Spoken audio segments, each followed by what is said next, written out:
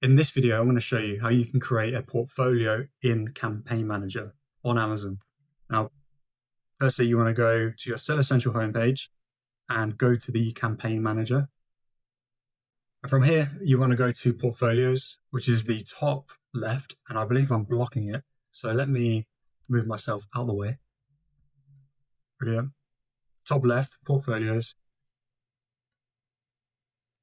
You want to scroll down to Create a Portfolio, and we'll call this Oak Table. I've got Oak Chairs, we'll call it Oak Table. If my E would be working, there we go. Brilliant. Now, you've got two ways on how you can add campaigns here.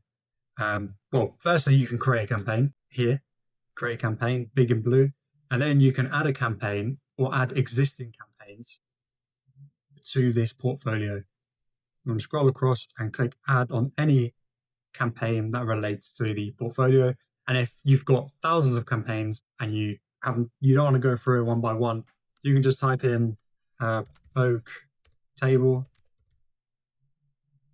and it will come up with a list. I don't have any, but it will come up with a list of all the Oak Table campaigns. Hopefully you've named your campaigns right so you can keep track of everything and add or take away from portfolios.